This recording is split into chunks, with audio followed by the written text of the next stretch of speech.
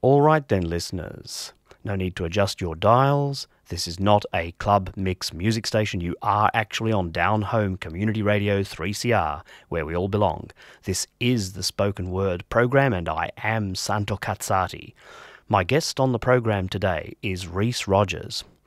I think he's pretty well the youngest guest I've had on this program. I won't divulge his actual age, but rest assured, for all those who are worried about the legalities of it all, he is over 18.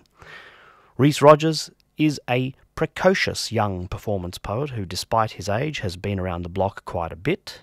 Appropriately for somebody who absolutely exudes sunshine, he hails from sunny Queensland. For me, his reputation preceded him. I first heard glowing testimonials about him when I was in Brisbane for a gig a few years ago, and they told me I just missed one of their rising young stars.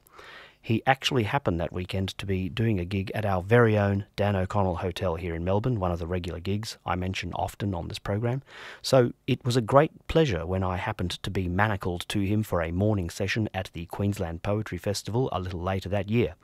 That's when I heard and saw the amazing performance phenomenon that he is.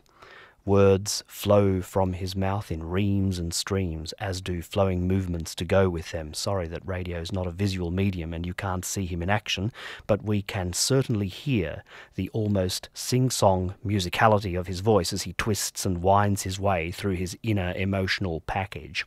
I'll never forget his memorable DIY outfit made out of used toilet rolls, pastel-coloured t-shirts and stubbies shorts of yesteryear. Since that first meeting with him, he has moved to Melbourne, and I'm honoured to have him here in the studio with me for the next half hour. Welcome to 3CR, Rhys Rodgers. Hello, Santo.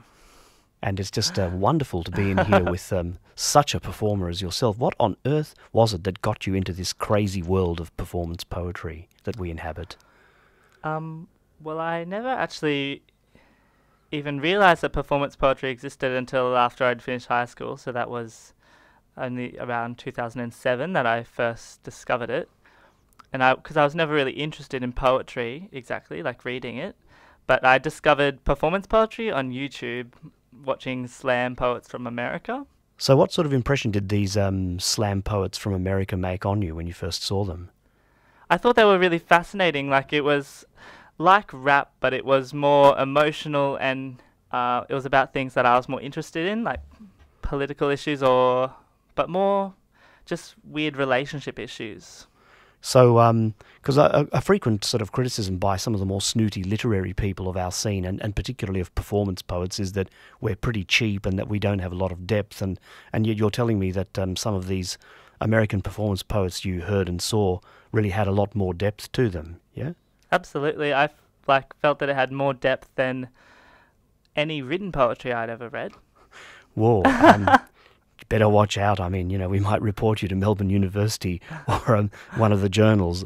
Yes, well, we are Down Home Community Radio here. We're very much the grassroots. We're the voice of those of us who have nothing but our voices.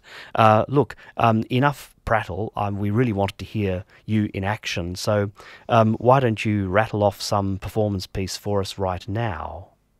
I call this one Every Toilet Wall in This City. I know you're at this party, standing there in the corner of the room. You're not talking to me, I'm not talking to you. I need a few more drinks before I can say, hi, I didn't see you standing there. What a surprise. I'd be quite upset if I thought you were ignoring me, but it's such a dark room you can't even see half the people. You're acting real weird. I don't know what to do when it starts to make sense when I find out who you've been talking to. Okay, some of the rumours are true. I might have done a few, but I was young and drunk. Who would have thunk things would come back to haunt me like this? You can't take a piss in Melbourne without reading about me. My name is scrawled on every toilet wall in this city. I'm waiting for you. I'm sitting pretty in this living room, but it doesn't look like you'll be coming round anytime soon, 'cause you've been hanging out with the wrong crowd. That's not what happened. That isn't how shit went down. You know me.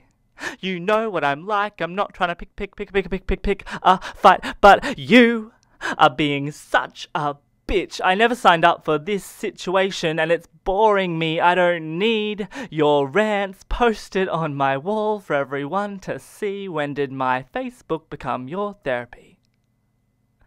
D. Friend. And I'm deleting your phone number too because I know I'll just end up calling you at 3 a.m. saying what went wrong between us. I thought we were friends. Can I come over? I just want to cuddle. We don't have to kiss. Can't we be adults and talk about this? Beep. Sometimes you burn your bridges. Other times they explode right in front of you. And you think, shit, I left my XX CD in his room and that t-shirt I lent him, I guess I'm not going to get that back. Well, at least I still have his jockstrap. And I never paid him back for that pizza. I wonder who ended up richer.